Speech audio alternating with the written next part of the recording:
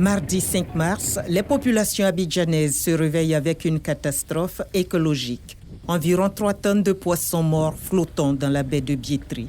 Mission est donnée sur le champ au Centre ivoirien anti-pollution SIAPOL de trouver les causes de cette mort massive de poissons. Après une semaine de recherche, les conclusions de l'enquête des experts sont sans appel. Je dis que ces poissons ont été asphyxiés. Les poissons ont été asphyxiés parce qu'il n'y a plus d'oxygène dans le milieu. Mais pourquoi les poissons sont-ils morts, asphyxiés et retrouvés précisément dans la baie de Biétry? 3 facteurs sont mis en cause. Il avait plu le dimanche de la veille et c'est cette pluie-là qui a dû rincer toutes nos canalisations qui sont devenues des canalisations d'évacuation des eaux usées de ménage, des eaux usées industrielles. Des éléments déclencheurs de ce phénomène cette année, nous pensons que le milieu de Biétry est devenu de plus en plus fermé. Retour sur le site quelques semaines après en compagnie des experts du SIAPOL. Après l'élimination de 96% des poissons asphyxiés, ici, rien ne rappelle ce cas grave de pollution environnementale. Aucun balisage ou interdiction d'activités polluantes dans la zone. Les poissons sont venus aussi d'ailleurs, de l'autre côté de la rive. Donc je pense que même si nous utilisons des produits chimiques, ce n'est pas nous seuls. Une étendue de déchets plastiques, autant d'éléments qui montrent bien que la baie de Biétry n'est pas encore dépolluée. Le SIAPOL envisage des solutions de dépollution de toute la zone lagunaire d'Abidjan. Le projet a démarré d'abord par un atelier d'information tenu le 14 mars dernier. La dépollution de la baie de Biétry et de la lagune ébriée autour d'Abidjan est nécessaire. Mais les observateurs les plus avertis estiment qu'il ne sert à rien de dépolluer si des eaux usées non traitées sont toujours déversées dans la lagune. Il ne faut pas oublier que nous n'avons pas de station de traitement des eaux usées, ce qu'on appelle communément le lixivia.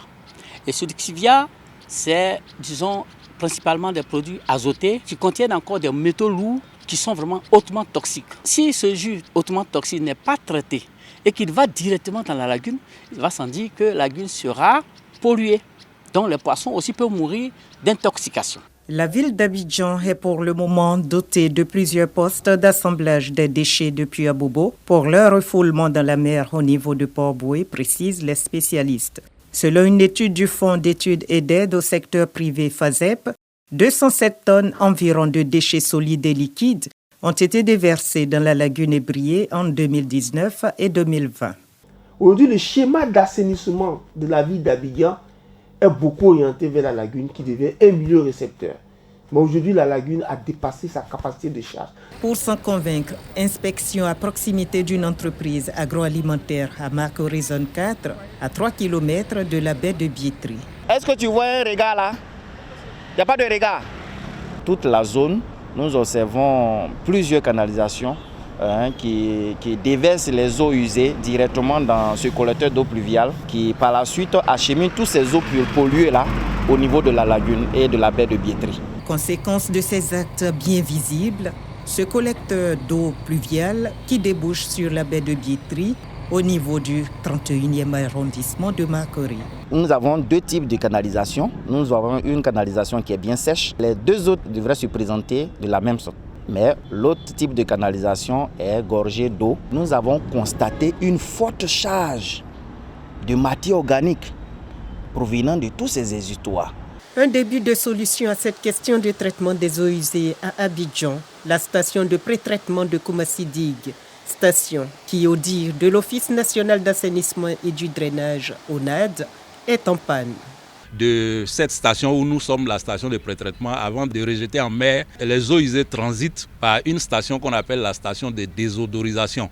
Donc dans cette station-là, on supprime tout ce qu'il y a comme odeur après avoir enlevé les déchets solides, le sable et les huiles. Et il se trouve que la conduite qui part de cette station-là pour envoyer les eaux usées en mer a eu une rupture. En attendant de réparer cette conduite-là qui a été cassée, la station de Koumassi-Digue a été mise à l'arrêt. Malgré l'odeur suffocante, restauration et autres activités économiques s'y déroulent tranquillement. La lagune reçoit beaucoup de saleté. Si c'est pollué, ça peut nous rendre malades. Comment déconstruire de telles idées reçues combinées au remblai de la lagune? La tâche s'avère colossale.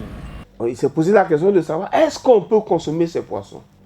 Mais moi, j'ai répondu à quelqu'un qui a posé la question. Je lui ai dit, mais même si les poissons n'étaient pas morts, si c'était des poissons qui étaient vivants, qu'on pêche dans la lagune autour d'Abidjan, est-ce que vous pouvez les manger? La lagune est brillée saturée d'eau usée non traitée, les poissons devenus impropres à la consommation, l'air ambiant parasité par des odeurs étouffantes. Persister à faire du plan d'eau lagunaire une poubelle expose environ 6 millions d'habitants. La population abidjanaise a un risque sanitaire. C'est pourquoi les spécialistes de l'environnement pensent que la mort massive des tilapias dans la baie de Biétry sonne comme un avertissement.